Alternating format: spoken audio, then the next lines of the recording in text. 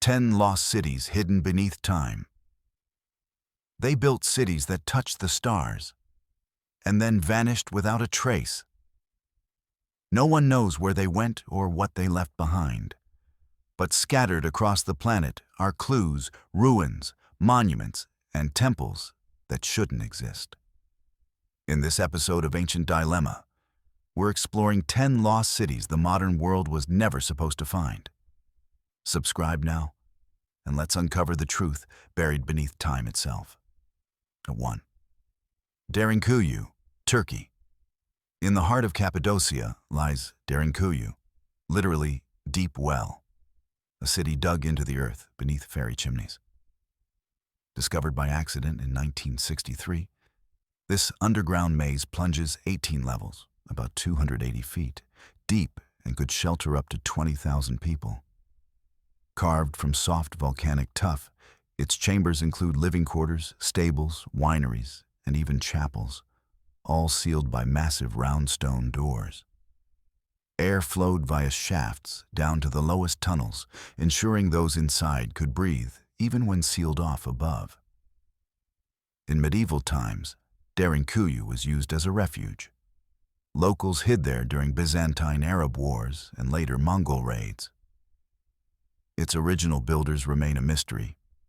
Archaeologists suggest Hittites, circa 2000 BC, or early Christians expanded it. Derinkuyu's complex network of halls and passages was finally revealed to the modern world in 1963 when a homeowner smashed a wall and uncovered a hidden tunnel. Today, visitors walk these cool corridors and try to imagine whole communities living undetected underground for months at a time. 2. Mohenjo-Daro, Pakistan.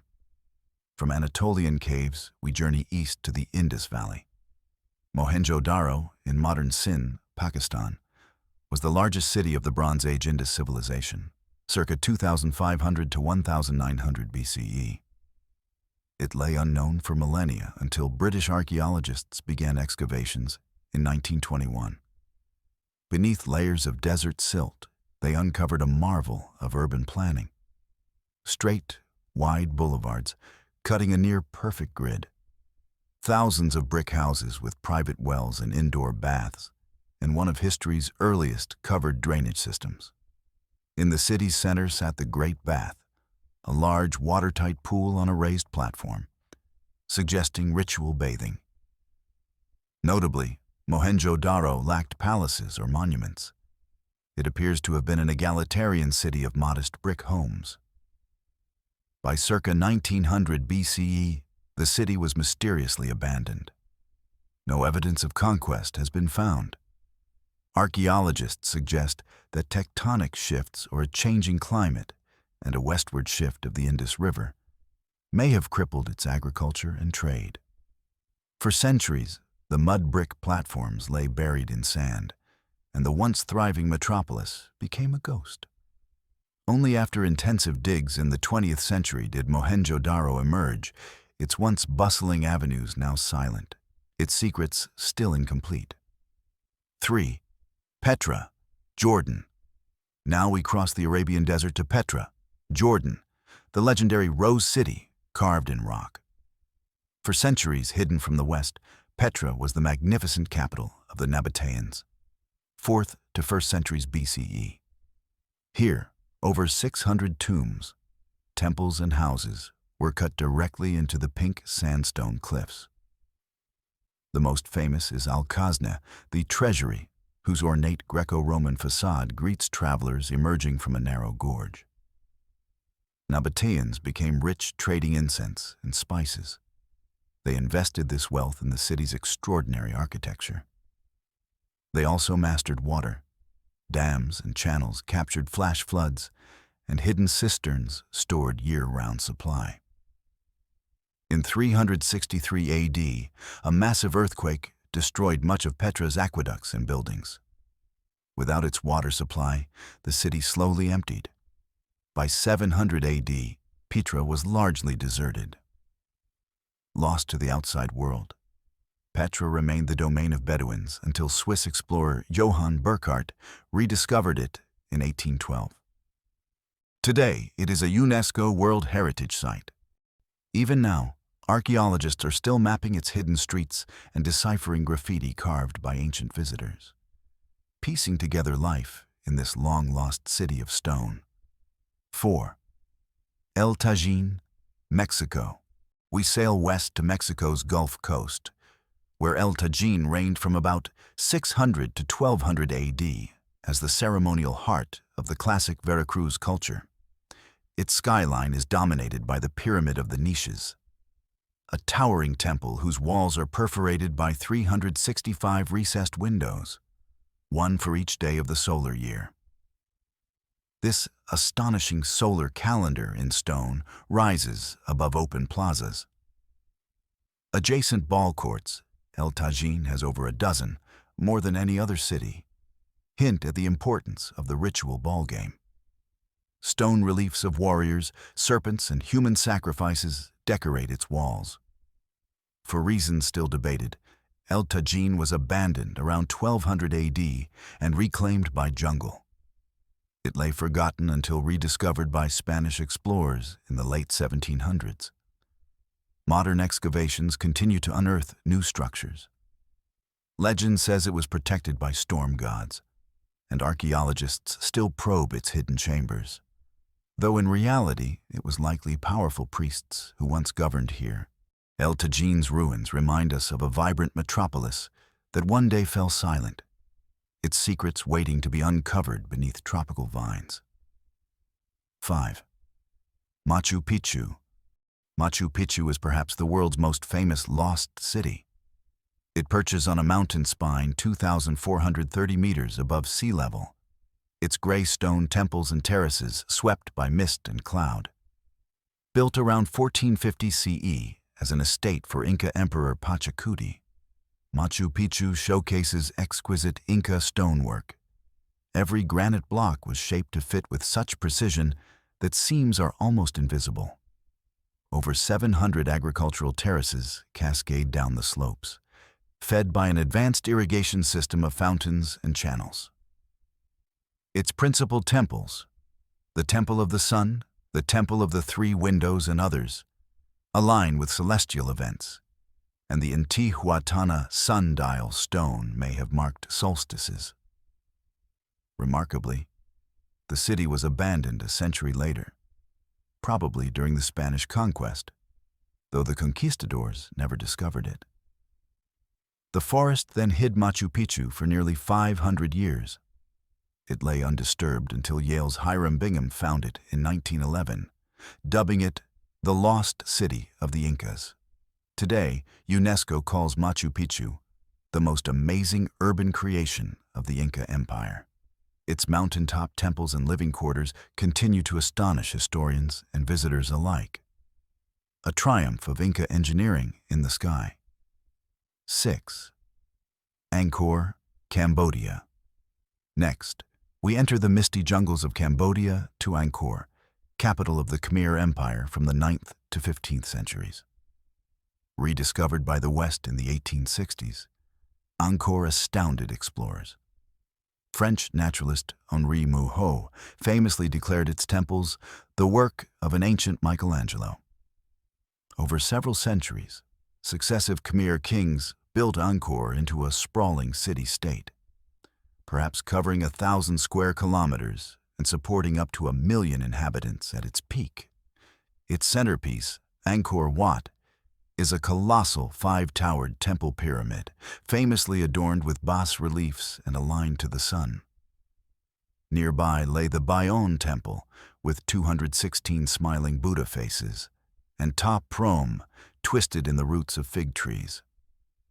Ingenious hydrology, reservoirs, canals, and barrays supplied rice paddies outside the city.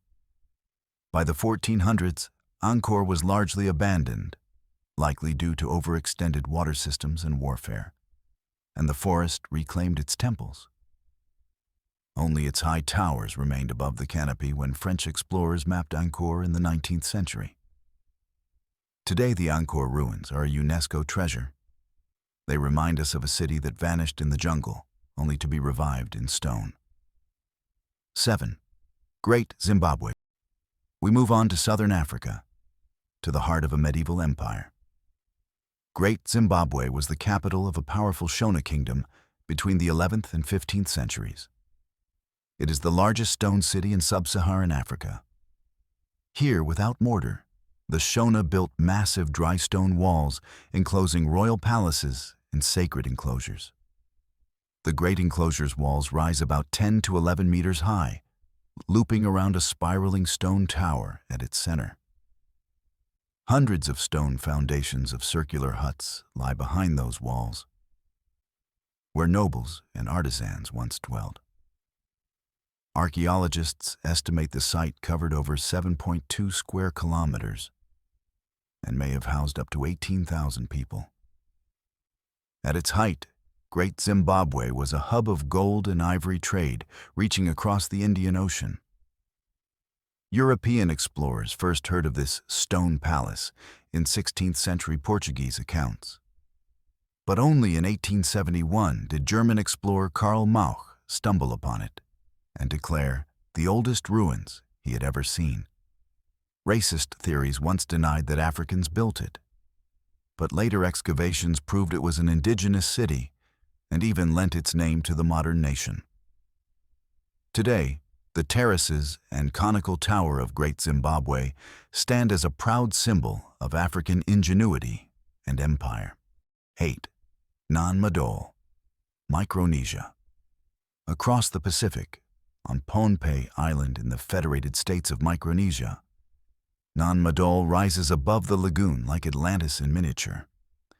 Between 1200 and 1500 AD, the Saudeleur dynasty built Nan Madol on roughly 100 artificial islets off Pohnpei's southeast coast.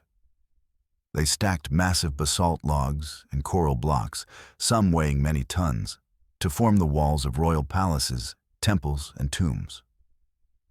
The islets are crisscrossed by a network of narrow tidal channels, making the city a surreal maze of waterways, earning it the nickname Venice of the Pacific. No mortar was used. The basalt stones interlock, testimony to sophisticated engineering.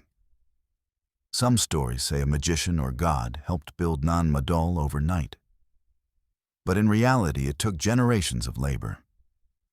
The capital flourished under the Saudeleur line, but by around 1500 AD it was abandoned under mysterious circumstances.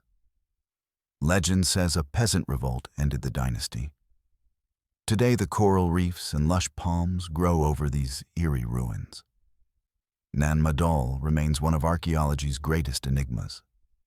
Vast foundations rising from the sea, mostly unexcavated and still whispering of vanished kings. 9. Dwarka, India. Our journey now turns to the Indian coast, where myth and archaeology converge. In Hindu tradition, Dwarka, in Gujarat, was the opulent city built by Lord Krishna, complete with golden temples and majestic palaces, until it was submerged by the Arabian Sea. For centuries, this was pure legend. Then, starting in the 1970s, marine archaeologists began mapping the seabed off modern Dwarka. They have found geometric stone foundations, columns, and even ancient anchors on the seafloor. These submerged ruins, dated roughly to the 2nd millennium BCE, include rectangular walls and circular dwellings, very much like those of the late Harappan period. In 2021, India's Prime Minister even scuba dived there, calling it a divine revelation. If confirmed, Dwarka would be one of the world's oldest known port cities, blending the boundary between sacred myth and archaeological reality.